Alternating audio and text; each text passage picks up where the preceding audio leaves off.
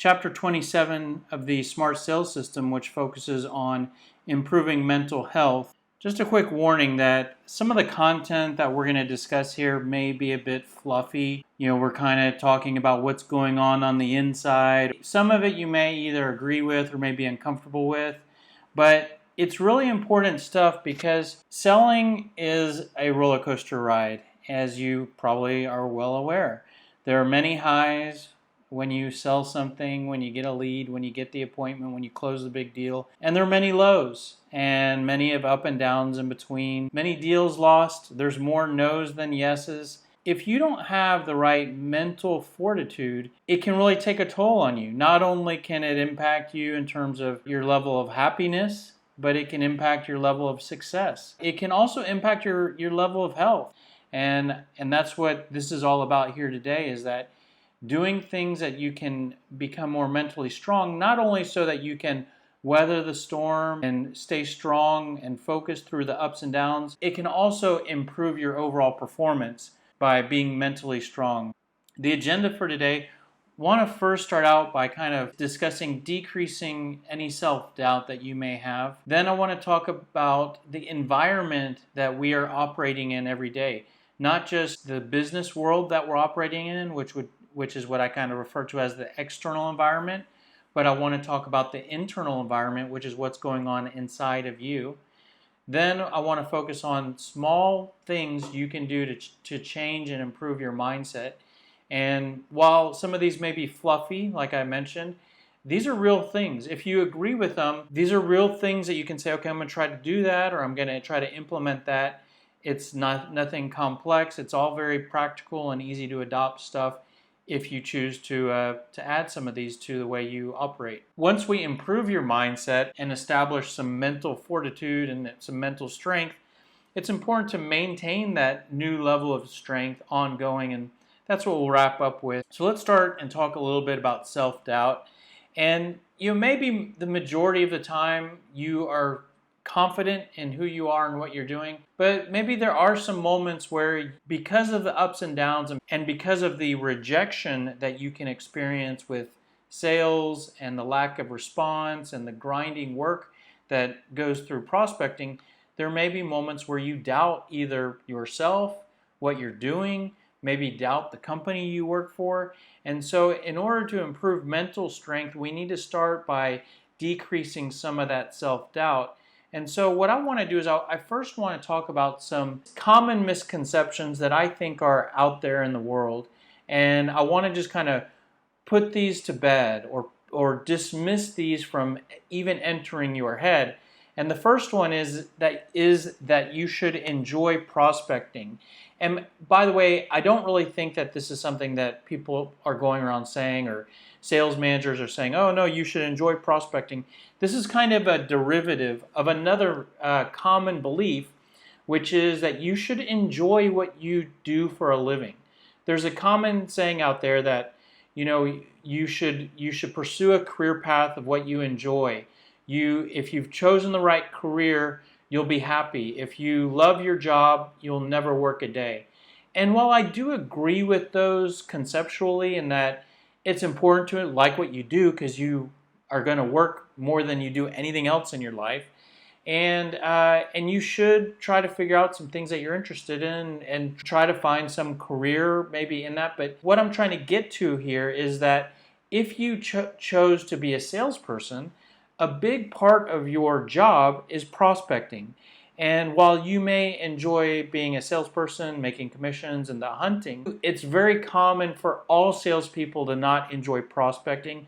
For example, cold calling is not fun. And cold calling is often the part of a daily job of being a salesperson. If you really have this either lack of enjoyment or flat out fear, and we're going to talk a little bit about that here in a minute, fear of cold calling, you may begin to doubt whether or not you're in the right profession. And I just want to dismiss that thought to say, if you don't enjoy cold calling and you don't enjoy cold prospecting, don't really worry that maybe you're not cut out for sales, because it's just not fun for everybody. Even the best salespeople, the most experienced salespeople, don't enjoy prospecting. So if you're making calls and you have doubt, that what am I doing with my life, or what, maybe this isn't for me. I just want you to put that to the side, because none of us really enjoy cold calling and cold prospecting. Now, this is a very common belief that I think is out there in the world, which is, I believe, a lot of salespeople and a lot of sales managers believe that salespeople are born and that they're not made. Like when sales managers are hiring for and interviewing potential sales applicants or sales prospects, they look to see what their personality is, and they're looking for those people that are born to sell. If this belief is true, then there are some people out there that are born with a certain set of natural attributes that will mean that they can be a successful salesperson. And if you or all the other people that aren't born with those natural attributes, that means all those people cannot be a successful salesperson. If that's the logic and that's the premise that we're talking about here, and if you subscribe to that, if there's any moment where you're selling and you don't feel like you're one of those natural born to be salespeople, then you may begin to doubt whether or not you can be successful and doubt that you're in the right profession. My response to that is that I personally don't agree with this. I think that if you enjoy selling, and if you have there are some minimal characteristics that you need to be a salesperson. I mean, you need to have the ability to communicate with other human beings at a decent level, whether that's being able to talk to someone either over the phone or in person and be able to communicate. But I don't personally think you need to have some gregarious personality, be the loudest person in the room, have the gift of gab. Quite frankly, if you've been following along with the SMART sales system, a lot of the SMART sales system is focused on asking good questions and being a good listener. And from my personal experience, most of the salespeople that I've encountered that are the loudest people in the room and have the gift of gab are not great either listeners or great at learning processes for asking good questions. Those are often the worst salespeople that I've hired. Now, those might be great salespeople in relationship selling, where you're selling more of a commodity. For example, maybe real estate, or just something, maybe insurance, where it is about building a network and it's more relationship sales. The gift of gab definitely helps there. I won't disagree with that. But if you're doing true business-to-business sales and it's about being smart and you adopt more of a consultative selling methodology where it's all about, for example, the consultative selling methodology that we provide, where it's about asking good questions, collecting information, making good decisions, you can do that without being the loudest person in the room. And like I said, I think those people are less well positioned to be successful using some of the approaches that I teach. The point here is that if you ever have doubt on whether or not you can be successful, for example, when nobody's answering your calls or returning your calls, or you are having trouble closing a deal or hitting quota, don't worry if you feel like you weren't born for this and that you're maybe not one of those natural salespeople. If you have the ability to learn and you have the drive to work hard and you have minimal abilities of communication skills, you have what it takes to be successful. The other thing is that a lot of people think that you need to be more aggressive, you need to be more pushy, and that there's a certain type of person who's a great closer, and it's those people that are really aggressive and they make it happen. And I don't subscribe to this either. I pretty much believe that you can be extremely successful without being pushy or aggressive, and you can close deals without being pushy and aggressive. And I personally believe that if you do everything else right, closing is actually the easiest thing that happens. So don't feel like, maybe I'm not aggressive enough or I'm not pushy enough to be successful. The reason why I go through all that is that we're talking about improving mental strength here, right? So the more doubt you have and the more insecure you are, the less mental strength you'll have. And I'm trying to dismiss some of that doubt if you have any. If you don't have any doubt about you, your skills, what you're doing, then that's great. But if you do, I just want to kind of put that to the side. And if you want to be a great salesperson and you have the drive to work hard and you have the ability to learn, and if you have some minimal communication skills and abilities, you have what it takes to be a successful salesperson. You just need to use the right system, for example, the Smart Sales System, and you need to work hard. Now let's talk a little bit about the world that we're operating in and the environment that we're operating in, starting with the business world that you're trying to sell into, which is the external environment. It is an extremely challenging environment for any salesperson. The reason why is in the B2B world, the prospects you're trying to sell to are extremely busy. Especially, you should be selling most likely to managers and decision makers and executives, people with decision-making power and authority. If someone has decision-making power, they are busy. The more decisions that they have the authority to make, the busier they are. As they go up the organization, their calendars get more and more congested with meetings and responsibilities. So the people you're trying to sell to are extremely busy. And there's an extreme amount of competition trying to reach all of the same people. It would be a lot easier if you are the only salesperson trying to sell to them, especially if you're selling to the decision maker. Not only can you just assume that your direct competitors that sell the exact same thing that you sell are trying to get to the same people, but there are salespeople that sell something completely different than what you sell that you don't even know about that are trying to get to the same people and get to the same money. So there's a tremendous amount of competition, and that creates a lot of noise in terms of cold calls and emails and voicemails. And because of all that noise and all that competition, prospects just don't answer the phone. I mean, one of the most difficult things to do is if you're doing cold calling, phone prospecting, one of the most difficult things to do is just get the prospect to answer the phone. And because of that, prospects often put gatekeepers in the way to block you out. And if you are fortunate enough to fight through all of that, once you do get on the phone with a prospect, most likely they are not in buying mode for what you sell. It's not like you get them on the phone and then it's just easy from there. You're likely to face objections and guardedness and resistance. But one of the reasons why I want to put this out here again is to look at this and identify one thing. And one thing is that you don't have control over any of this. There is nothing you can do to change any of these things. The competition that you're working against that's doing the exact same thing you are, they are all operating in the same environment too. So when you are making a lot of calls to someone and they're never answering your calls and never responding to your emails, and you start to have maybe some self-doubt or frustration, it's important to keep in mind that your competition, or even your indirect competition, they're dealing with that same thing, with that same person. It's not unique to you when you start getting frustrated. Everybody has to operate in the same environment, and there's nothing you can do to change this environment. The best thing you can do is become more aware of the environment you're trying to operate in, not let it get to you, and modify your approach and your game plan so that you mitigate and minimize some of these challenges. That's the external environment and the world that you're operating in. In addition to that, you have the internal environment, which is everything that's going on in your head. And some things that are going on there is that it's very common, and I've already touched on this, for you to have a fear of rejection when you're selling. You always face rejection. I mean, especially when you're cold calling. When you're making a cold call, you're going to face more no's than yeses. So you have to be very mentally strong to keep your chin up. You're going to face a lot of voicemail boxes, a lot of rejection, a lot of objections. And because of that, and because you know that that's very likely to happen, you may have a fear of rejection when it's time to pick up the phone.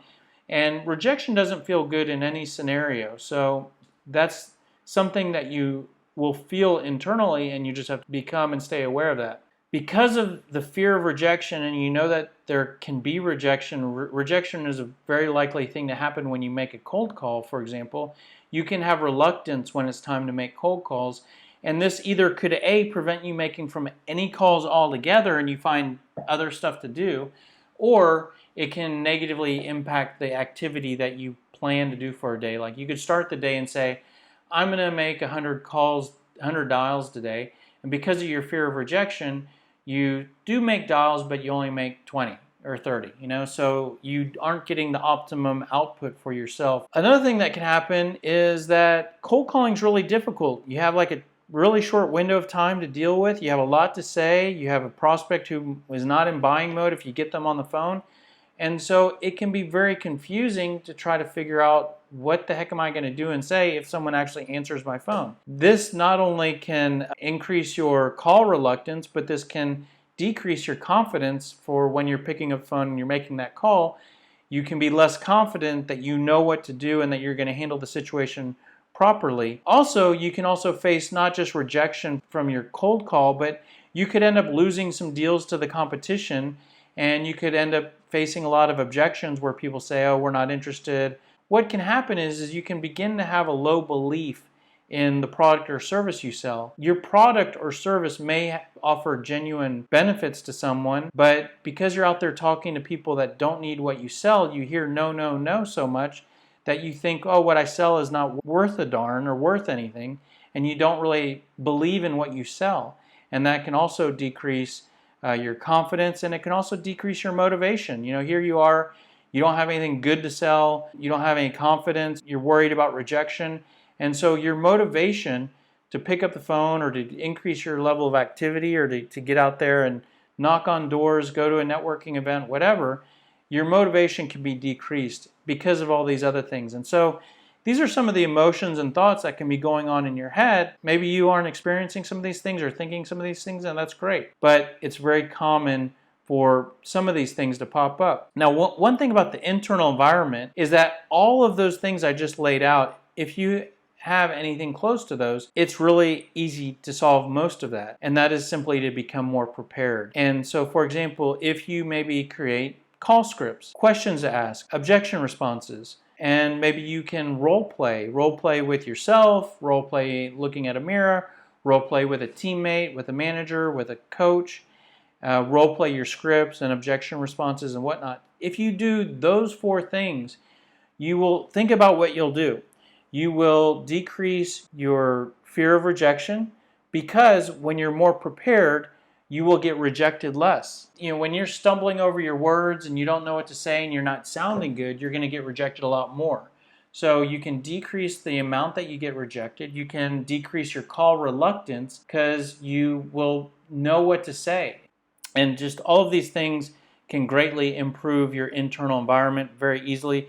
We've already talked about in the Smart Sales System how to create all these things, and now we're just tying it together to talk about how you can use those to improve your internal environment and your mental strength. Now let's talk about some very practical and realistic things, small things that you can do to change and improve your mindset. And so the first is a concept of value awareness. And at the most basic level, we've already talked about how your product or your company delivers some sort of value and improvements to your customers. And so all we're talking about here is becoming more aware of the value that you offer. First, figure out what improvements your product can deliver, and we've already talked about that here in the Smart Sales System. Some salespeople just aren't real clear on what the value is. If you know the product you sell and you know the features and functionality inside and out, but you don't know what improvements that could make for the prospect and what's in it for them and how the product helps them, then you aren't aware of the value that you offer. So the first step is to really just kind of figure out, okay, what is the value offered? And then you want to keep it in the front of your mind, because identifying it but then forgetting it or not really having it at the tip of your tongue or ever using that knowledge or thinking about it will only help you so much. The real benefit to identifying how your product helps is to have those benefits and improvements at the front of your mind. This will help your mindset, because let's go back to the product selling salesperson who's always just talking about his or her product and the features and whatnot. They're not talking about improvements. When that happens, that's where you get to that place where you might talk about your product a lot, get rejected a lot, because you're just pushing the product and you're not looking for people that need the product. And you might begin to have a low belief in what you sell and have self-doubt and be frustrated and not have a lot of confidence. Well, what can happen is that if you stay with the improvements at the front of your mind, then you become more confident and feel better that you have something great to offer. Let me give you an example. So just a random example, like if you sell a pillow that helps someone to sleep better at night, right? They go from tossing and turning to sleeping like a baby. The pillow is just a pillow, with certain dynamics and certain materials. And if you go around just talking about your pillow and people say, I don't need a pillow, I have 2 pillows already, I'm not looking to buy a pillow, then you will begin to feel less confident and less mentally strong about going up to the next person and talking about your pillow.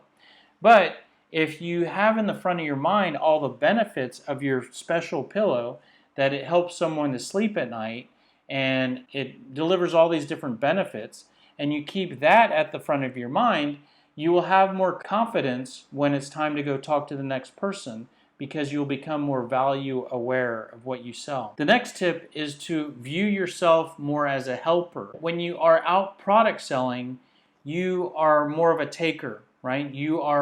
I want to talk to you about my product. I want to schedule a meeting with you to talk about my product.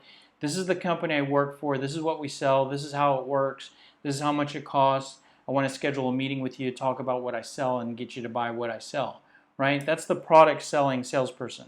So that's all being a taker, right? Me. I want, to take from you and get back to me, right? So that's not a helper, that's a taker. And I want you to shift to view yourself more as a helper, and you are a helper because what you sell delivers some sort of value, right? You could take just about any product and identify ways that it helps the buyer that buys from you. Now, true, not everybody needs the help that you have to offer. For example, if you're a doctor and you sell some sort of medicine, of course a doctor can be easily viewed as a helper. But picture a doctor trying to sell medicine to somebody that doesn't need the medicine, right? And the doctor tries to push it on them. Well, they're not, in that situation, they're not being a helper. They're being all about me, and they're trying to be a taker and take the person's money. But when you realize that the doctor should only be trying to provide the medicine and the help to the people that need that, that's when they become a helper. And that's what you should do with selling your product, is you should keep in mind that there are people out there that need what you sell, and your goal is just to find the people that need what you sell. Regarding your mental strength, the important thing is becoming value aware, to just realize that there is the slice of the pie where there are people that need what you sell because you have value to offer, and you're going to help them by providing your product to them. And what you're trying to do is just find those people, and sometimes you're going to end up talking to people that don't need what you have, and that's okay. That doesn't mean you did anything wrong, and it doesn't mean that they are a bad person because maybe they rejected you. And sometimes they maybe let you know that they weren't someone that needs what you have in a less polite way, and that might make you frustrated. But what you need to just keep in mind is that you're a helper, and you're looking for people that need your help, and they just weren't that person. So there's nothing to get upset about. Maybe they could have been a little bit more respectful or a little bit more patient, polite, but that's okay. If sometimes they get sold to so much that if they were polite to everybody, they would waste so much time. So those are some things to keep in mind with being a helper. And you're just trying to help the people that you talk to. And even the people that are rude to you and that reject you, you're just trying to help them or see if they were someone that needs your help. When you realize this and you stop being a product pusher, you can stop being a taker. And that's probably the first step to becoming a helper, is to just stop being a product pusher and being a taker and all about me. So, by the way, one of the things that will help you with becoming and viewing yourself more as a helper is becoming more value aware. So one of these tips kind of leads to the other. When you have all the different ways that you help identified and you have those at the front of your mind, then it will be easier for you to view yourself as a helper, because you're always thinking about the different ways that you help. The next thing that I want you to try to think about and do is eliminate using weak language. For example, it's very common for salespeople to say, I know you're busy right now. Or they may say, oh, I'm sorry for the interruption, or I'm sorry to bother you. I promise I will not take too much of your time. Did I catch you at a bad time? Oh, I'm really sorry to bother you. This is weak language. Now, This language does a couple things. It does something internally, it does something externally. The external thing that it does is this communicates a lot of weakness to the people you're trying to sell to. It will make them lose respect for you, less curious about what you have to offer, more guarded, think that you're a product pushing salesperson and that they need to get away from you and block you out. So that's what it does externally. This also will impact, when you say stuff like this, you'll feel like I'm a taker, I'm not a helper, I'm bothering people and I need to apologize and I need to be careful and these people don't want to talk to me and I need to just try to get a little bit of time from them. Using this language and talking in this way will impact how you feel on the inside. It will make you less confident, less secure. So first of all, just stop using this language if you ever use this. There's no reason to ever apologize, especially in business-to-business selling. You represent your company, you're contacting another company, and you're seeing if there's a need and an opportunity to do business. There's nothing to apologize for. You definitely want to be respectful of the prospect's time. I like asking, have I caught you in the middle of anything? That's respectful. That's not saying, oh, I'm sorry to bother you. I won't take too much of your time. It's okay to be respectful, but you don't need to use weak language and apologize. And when you say, oh, you know they're busy, that means that what you have doesn't offer value. Let's take a step back actually and picture this scenario. Let's say that you find a wallet on the ground and there's a bunch of people around you talking in the middle of conversations. Would you be scared to give that wallet, to try to find the owner of that wallet in the people that are around you that are strangers to you, by the way, and they're talking and busy? Most likely you would not, because you know that wallet has so much value to the person that owns it, and it's so important. And so you would not say, oh, I know you're busy right now, I'm sorry, I'll only take 2 seconds of your time, I have this wallet here. No, you wouldn't say that. You would barge right in and say, oh my gosh, guys, is one of this yours? And you would be a lot more confident. And you're confident because you know that what you have is of value and important to the person that needs it. And that's the way you need to view your prospect. And again, your value awareness and viewing yourself as a helper will help with this. When you aren't aware of the value you offer and you don't view yourself as a helper, you view yourself probably as a taker and a product pusher, that's when you start to use this weak language. Really, honestly, if you do the other things, like become more value aware and view yourself as a helper, you will naturally stop using this language. You'll just stop. You won't have to work on this task. But before you get there, you can just force yourself to notice when you're saying these things and stop using this language. So sales affirmations, you may be familiar with the concept of affirmations. Maybe this might be one of the things you might hear today that you find silly.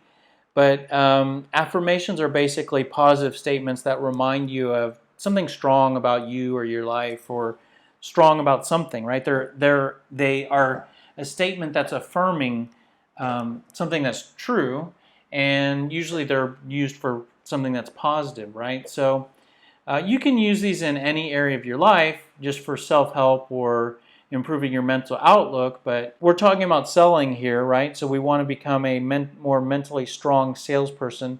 So putting a sales spin on this regarding sales affirmations, these would be affirmations that help you feel more confident and strong and clear. And when you're selling, what you can do is find certain statements that increase your confidence, decrease self-doubt, make you maybe view yourself more as a helper, and improve your value awareness. So the real easy thing about this is that what we've talked about so far in terms of your consultative sales message can be used as sales affirmation. For example, your value points. Like if you help someone to decrease the amount of time it takes to do something in their organization, then you know that there are a lot of companies out there that are wasting time. So that's an affirmation for you that you can think about when you're prospecting, because you can think, you can realize, I am helping companies to save time. And there are companies out there that are wasting time. And there are companies that need my help. So when it's time to pick up the phone, that type of affirmation can decrease your reluctance. It can improve your confidence. By the way, it can also make it more clear for you what you need to say because your value is at the front of your mind. So, by the way, you could use your pain points in the same way, the pain points you help to resolve. You could use a name drop example. A name drop example is an example of a customer you've helped. So when you start to get insecure because people aren't answering your call and returning your emails, and you feel like, God, nobody needs what I sell, what's going on here? You can think about your name drop example because that's a real example of someone you helped or your company helped, and they had some really great benefits from using your product. So when you start to have low belief in what you sell, think about a real example of someone that you helped, and that might give you a little confidence when it's time to pick up the phone. You could even think about your product. Now, not necessarily what your product does and its features and whatnot, but when we talk about your product, we want to think about ways that you're different. So ways that you're different and better than the competition, or ROI that you can help to deliver. Real interesting stuff about your product that sets you apart from the competition could be a sales affirmation.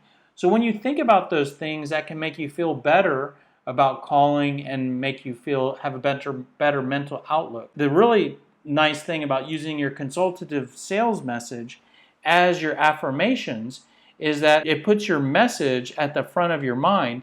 So you're using that to become more clear, more mentally strong and positive about what you're trying to accomplish, and your message is right there in the front of your mind because that's what you're using and thinking about.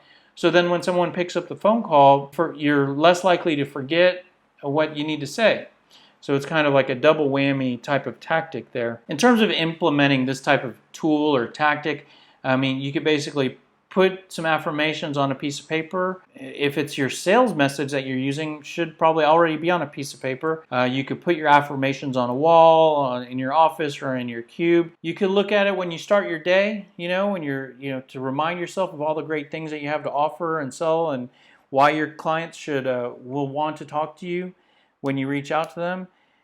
So you could use it when you start your day, or you could look over it, your affirmations, from time to time when it's either time to make calls or in between calls or whatnot. So everything we've talked about to this point is kind of like sales tips and tactics, relating to sales.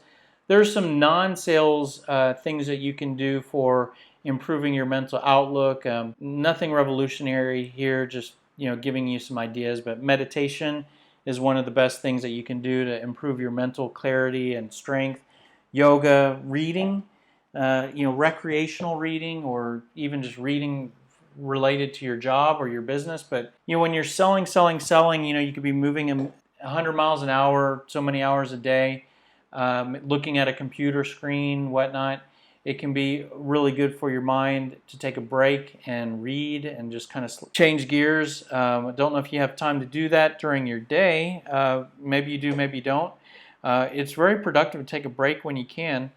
If possible, but reading at night to slow down your thoughts and clear your mind so you can get a good night's sleep. And regarding taking a break, I'm personally a firm believer in taking naps strategically. This is a 10 to 15 minute nap, probably no more than 15 minutes, and it kind of takes a little bit of skill because it's very easy to. Some people cannot only take a 10-minute nap because they end up sleeping for an hour and a half. If you go beyond 10, 15 minutes, you go into a deeper level of sleep, and then that becomes counterproductive because you're losing time by taking a nap, and then when you wake up, you're going to have a negative impact on your level of energy. If you're able to manage it to where you can take a 10-minute nap and you have the skill needed to accomplish that, it's the equivalent of rebooting your system. So, if you're fresh in the morning and, in the afternoon you're starting to be less productive mentally, sometimes you can take a nap and you will be more productive after that nap. Exercise is one of the best ways to relieve stress and get juices flowing, get more blood flowing to your brain. What better way to improve your mental strength of your brain than to get more blood flowing to it? Exercise releases endorphins. Some people get stressed and go to the bar. Probably one of the worst things you could do, in my opinion, is go drink to relieve stress. I personally think if you're stressed, the best thing you could do is go exercise. Walking, if you don't have time to exercise or a place to go exercise, walking is one of the best ways to improve your mental strength and mental fortitude. The nice thing about walking is you can do it anywhere, whether you work at home or work in an office. Unless it's raining, you can find a way to take a break and just take a walk. You can treat your walks one of two ways. Either you use it as a mental break and think about anything but selling, or there have been some very famous and very successful people that have been known to take walks daily, and they use that to get the creative juices flowing related to their business. So you could use it as time to think about the opportunities you're working on and strategize what you're going to do to improve those new projects or improve your efforts or improve your sales activities. And you can incorporate walking at different times of the day. So maybe you do it after lunch, maybe you do it in the morning before you go to the office, maybe you do it in the evening. So just some ideas there. The last thing that I want to talk about is maintaining mental strength. So everything that we've talked about so far is establishing more mental strength. Now we want to keep it. So one thing that I'm real big on is compartmentalizing your time, your day, your week. So as a salesperson, it can be extremely chaotic with different types of tasks. Everything from dealing with current clients to dealing with administrative paperwork, cold calling, managing data in the CRM, doing regular sales training, all sorts of different stuff. And one of the things is that with so many different types of activities, when it gets all mixed together, not only can that feel a little chaotic, like you're not really accomplishing anything or you don't know what to be working on and create some stress, but when it's all mixed together, sometimes you aren't spending enough time in certain areas. Give you an example. Here with the Smart Sales System, I personally believe sales training is really important. And if you're only just focusing on cold calling and prospecting, but you never work on developing yourself, then maybe your skills will be compromised and not go to the next level. So you're not getting everything out of those calls and that activity. On the other extreme, if you only do training and you never get on the phones, then yeah, your training and skills, new information on skill development is great, but you're never using any of it. So you need to have a balance and a structure to make sure you're accomplishing everything and that you know what to be working on. And I personally think one of the best ways to do that is to compartmentalize your time. And what that basically means is segment your days or your week or your time to where you only focus on one thing at a particular time. What you do basically is you divide up the different things you need to work on into different categories or tasks, and then you assign different parts of the day to those categories. You could get really formal with this, with structuring your calendar so that this is your prospecting time and this is your admin time. Or maybe you just get really good and you know that, okay, now it's time for me to transition to this. Whichever way you do it, only focus on one thing at a time and really be diligent that this is the one thing that I'm doing this morning. I'll give you a couple examples, like me personally, cold calling, because it's very easy to always find reasons to not cold call or to be able to not find time to cold call. So it's really good to just shut everything else down and for a particular hour, 2 hours, day, whatever, only focus on outbound prospecting. Also for me, I like to, accounting work. Bookkeeping is something that is just really a hassle and something I never get to, but there's certain days and times where, okay, now I'm going to get into the books and reconcile paperwork. But whatever the case, whenever you're focused on that one area, you want to shut down multitasking. Of course, multitasking is a big part of a salesperson's day, and part of the success is being able to multitask, right?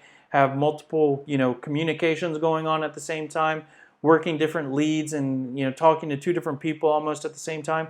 When it comes to some tasks, it's really good just to shut everything else off and only focus on that. Establish a daily routine. So, what this refers to is identify certain activities you do on a daily basis, and then it can be good to establish some sort of structure or routine for those tasks and processes.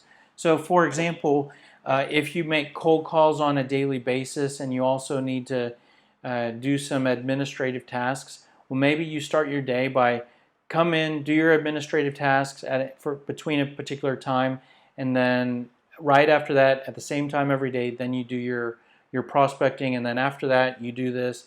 And that structure can make it more clear what you need to work on, and it can decrease demotivation or decrease you being unmotivated. Let me give you another example. So sometimes when people work from home, because of the lack of management oversight, literal oversight, it can be easy to get demotivated. And so one thing that can help with this, and I've personally done this, is that when working from home, I've gotten in routines where I would go take a shower and get cleaned up as though I was going into the office. Then I would start my day. And that routine helped me from, the opposite of that could be lounging around in your pajamas, not taking a shower until 5 o'clock in the afternoon. And those are two different routines, right? And the one where you can identify what routine might help you to stay focused, stay motivated, have a better mental outlook, create your own targets. If you work for a company, you likely have a sales quota and sales targets.